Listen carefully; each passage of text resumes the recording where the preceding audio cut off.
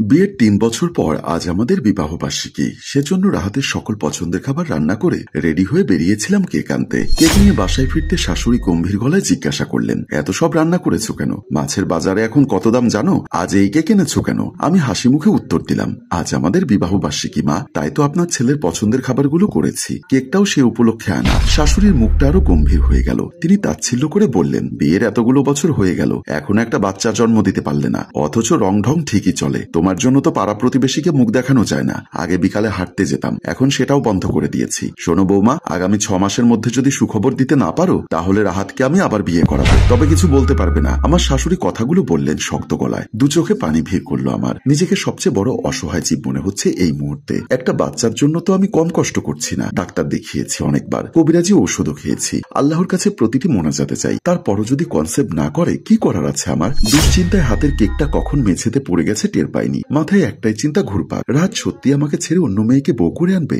না না, এসব কি ভাবছি আমি? রাহাত আমাকে ভীষণ ভালোবাসে, আমার জায়গা সে অন্য কাউকে কখনো দেবে না। বিকালে না ফিরে রাহাত বাড়িতে ফিরল অনেক রাতে। রুমের লাইট বন্ধ করে শুয়েছিলাম তখন আমি। মাথাটা প্রচন্ড ব্যথা করছে। রাহাত রুমের লাইট অন করে ঘড়ি, ফোন ড্রেসিং টেবিলের উপরে রেখে বলল, তৃষা, আমি বাহির থেকে খেয়ে এসেছি, তুমি হয়তো খাওনি, যাও খেয়ে নাও। ব্যাস, এতটুকু বলে সে টাওয়েল নিয়ে ওয়াশরুমে ঢুকে গেল। আমি অবাক হয়ে শুধু দেখলাম তাকে। সময়ের সাথে সাথে কি আমিও তার কাছে গুরুত্বহীন হয়ে পড়েছি? অনুভূতিগুলো এতটাই ফিকে হয়ে গেছে যে আজকের দিনের কথা সে ভুলে গেল। এছাড়া সে জানে রাতে তাকে ছাড়া আমি খাই না, অথচ কত সাবলীল ভাবে বলে দিল খেয়ে নিতে। বিয়ের প্রথম দিকে খেয়ে আসলে আমাকে সঙ্গ দিয়ে সে আমার পাশে বসে থাকতো, যতক্ষণ খাওয়া শেষ না হতো বসেই থাকতো। কেন এত দূরত্ব, কেন এত অবহেলা? সেও কি তার মায়ের মতো বাচ্চার জন্য এমনটা করছে? মনে পড়লো আমাদের বিয়ের দিনের কথা। রাহাত তখন আমার বয়ফ্রেন্ডের সাথে ব্রেকআপ করে বাসায় এসে ভাবির মুখে শুনি আমাকে আজ পাত্রপক্ষ দেখতে আসবে, তাড়াতাড়ি খেয়ে ফ্রেশ হয়ে তৈরি হয়ে নাও। আমি তো খুশিতে আত্মহারা। বয়ফ্রেন্ডকে জ্বালানোর একটা উপায় পেয়েছি ভেবে আমাকে দেখতে আসা পাত্রের সাথে ছবি তুলে তাকে হোয়াটসঅ্যাপে পাঠাবো। বেটা দেখবে আর চলবে, বলে কিনে 1 সপ্তাহের মধ্যে নতুন বয়ফ্রেন্ড জুটিয়ে দেখাতে। ঠিক আছে ভাবি, আমি রেডি হয়ে নেব, একটু সুন্দর করে সাজবে কিন্তু, বলে ভাবি ভেতরে চলে গেল। মনে মনে ভাবলাম, আরে 1 সপ্তাহ কেন, মাত্র কয়েক ঘন্টার জন্যই তো জুটে গেল, তাও আবার সোজা বিয়ের জন্য পাত্র হিসাবে। বিকালে ভাবির হাত ধরে সুন্দর একটা শাড়ি পরে সেজেগুজে পাত্রপক্ষের সামনে গিয়ে বসলাম। লজ্জা লজ্জা ভাব নিয়ে মাথা নিচু করে ছেলের মায়ের প্রশ্নের উত্তর দিলাম। তাদের কথোপকথন শুনে মনে হলো আমাকে পছন্দ হয়েছে। এক পর্যায়ে বললেন, বিয়েটা যেহেতু তোমরা করবে, সারা জীবন তোমরাই একসাথে থাকবে, ছেলে মেয়ের আলাদা কথা বলা দরকার। যাক, এতক্ষণে কাজের কথা বলল কেউ। আমি তো এমন একটা সুযোগের অপেক্ষাতেই ছিলাম। এইবার তুলবো সেলফি। ভাবি আমাকে রুমে বসিয়ে রেখে গেল। সুন্দর করে জবাব দিবে কিন্তু, উল্টাপাল্টা কিছু বলবে না। মিনিট খানিক পর আমাকে দেখতে আসা পাত্র এলো। ভাবি হেসে চলে গেল। তার উপস্থিতি টের পেয়ে আমি নতমুখে বললাম, আমাকে যদি আপনার পছন্দ হয়ে থাকে তাহলে আর কথাবার্তার প্রয়োজন নেই, আসুন একটা সেলফি তুলি। সেলফি কেন তুলবেন? দুপুরে ব্রেকআপ হয়ে এক্সকে দেখাবেন বলে জেলাসি ফিল করাবেন? ফোনের ক্যামেরা মাত্র অন করব।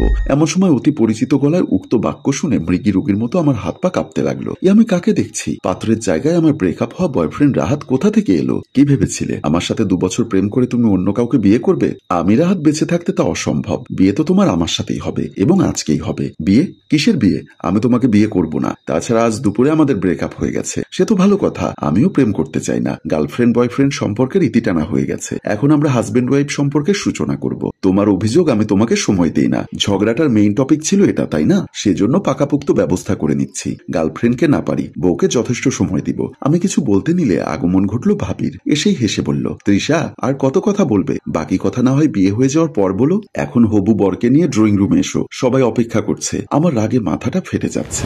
রাতেই ঘরোয়া ভাবে আমাদের বিয়েটা হয়ে গেল।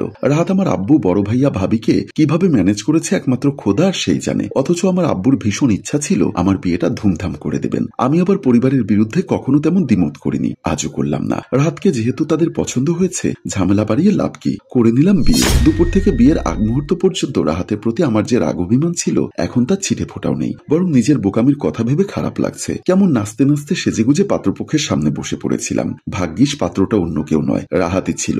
আমরা একে অপরকে ভীষণ ভালোবাসি। মাঝে মধ্যে ছোটখাটো বিষয় নিয়ে মনোমালিন্য সৃষ্টি হতো। আর আজকের ঝগড়াটা ছিল রাহাত গত 2 দিন আমাকে একটুও সময় দেয়নি। রাগের মাথায় তাকে ব্রেকআপ বলে বাড়ি ফিরেছিলাম। আহা, কি সৌভাগ্য! ব্রেকআপ করে একেবারে তার সহধর্মিনী হয়ে গেলাম। আমার সব রাগ পানি হয়ে গেল।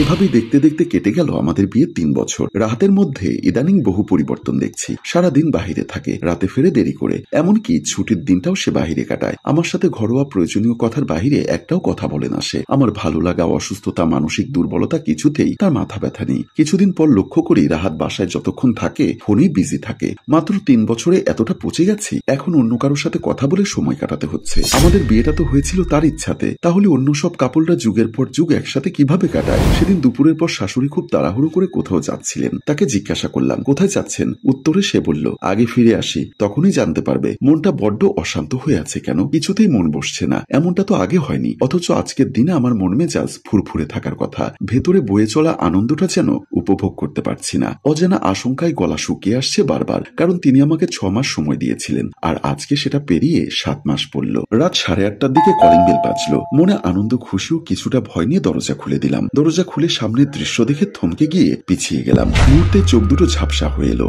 রাহাতের পাশে লাল রঙের শাড়ি পরিহিত একটি মেয়ে দাঁড়িয়ে, মাথায় তার নতুন বউয়ের মতো ঘোমটা। অবশ্য নতুন বউ কেন বলছি, আমি বুঝে গেছি আমার প্রিয় মানুষটি আর আমার নেই, সে অন্য কারো হয়ে গেছে। আমাকে ঘরে রেখে আজ আমার সতীন নিয়ে এসেছে সে। তবে কি এটাই ছিল আমার ভয়, অস্থিরতার কারণ? ভেতরে যেতে দেবে না নাকি? শাশুড়ির কথায় নড়ে উঠলাম। ডান দিকে সরে যেতে শাশুড়ি নতুন বউয়ের হাত ধরে ভেতরে নিয়ে গেলেন। রাহাত দাঁড়ালো, আমার সামনে বলল, রুমে এসো, কথা আছে। রুমে এসে দেখতে পেলাম রাহাত বেডে বসে আছে। সে আমার হাত ধরে বলল, তৃষা, তুমি নিশ্চয়ই বুঝে গেছো মেয়েটিকে। তাও বলি, ওর নাম আলিশা, বিয়ে করেছি আমি ওকে। তবে তুমি একদম ভেবো না তোমার জায়গা সে নিতে পারবে না। তোমার সংসার, তোমার রুমের প্রতি আলিশা হস্তক্ষেপ করবে না। আমি শুধুমাত্র ওকে বিয়ে করে এনেছি একটা বেবির জন্য। আমার ঘরে ছোট্ট একটা বেবি চাই তৃষা। তাছাড়া মাও খুব করে বলছিল বিয়ের জন্য। রাহাতের কথার পিঠে ইচ্ছা করলো অনেক কিছু বলতে, কিন্তু কেন জানি পারছি না। গলার মধ্যে পাথর সম কিছু আটকে আছে মনে হচ্ছে। তার থেকে হাত ছাড়িয়ে গালে গড়িয়ে পড়া চোখের পানি মুছে বহু কষ্টে বললাম, নতুন বউ অপেক্ষা করছে তোমার জন্য, যাও। রাহাত করুণ দৃষ্টিতে তাকালো। আমি প্রথমবারের মতো এবার আর গলে যাব না।